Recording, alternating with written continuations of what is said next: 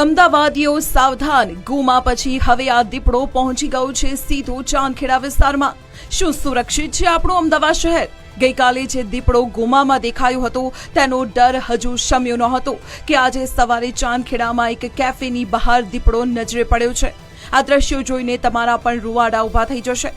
કેફેના જાગૃત માલિકની નજર આ મહેમાન પર પડી ગઈ અને તેમણે સમય સૂચકતા વાપરીને દીપડાનો ફોટો પાડીને તરત જ વન વિભાગને જાણ કરી દીધી। ફોટો વાયરલ થતાં જ વન વિભાગની ટીમ તત્કાલિક ચાંદખેડા તરફ દોડી ગઈ છે અને સર્ચ ઓપરેશન પણ શરૂ કરી દીધું છે। વન વિભાગ દ્વારા લોકોને રાત્રે ઘરની બહાર ન નીકળવાની અને સતર્ક રહેવાની અપીલ પણ કરવામાં આવી છે। બરાબર ઓળખી કાઢ્યા છે, એક્ઝેક્ટ જગ્યા પર ઓળખી કાઢ્યા। આ કૂતરું દોડ્યું,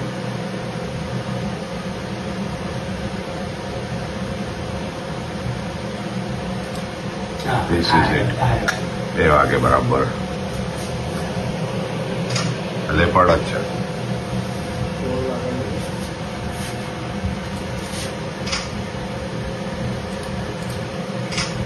કઈ બાજુ ગયો?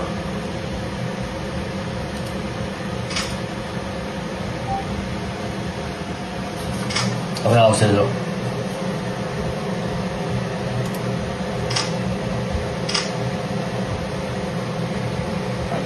હા, હવે વિડીયો લઉં છું। કરો, હા કરો, આગળ કરી ચાલો। હા, એ વેઇટ કરે છે જો કૂતરા એ આવ્યો નીચે, જમ્પ માર્યો એને। there it is. એની ઉપર ઓકે, હા, વિડીયો જ રાખજો।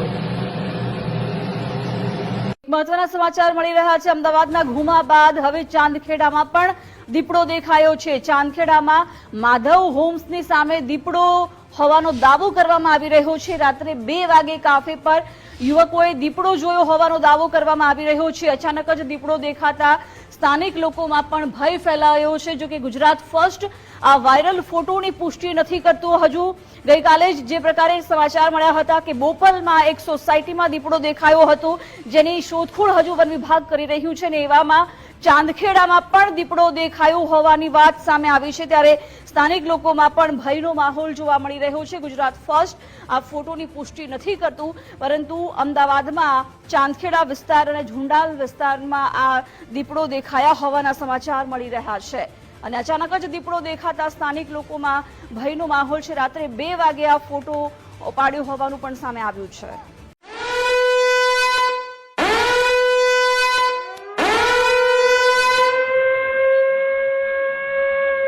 હા, હવે વિડીયો લઉં છું। કરો, હા કરો, આગળ કરી ચાલો। હા, એ વેઇટ કરે છે જો કૂતરા એ આવ્યો નીચે, જમ્પ માર્યો એને। there it is. એની ઉપર ઓકે, હા,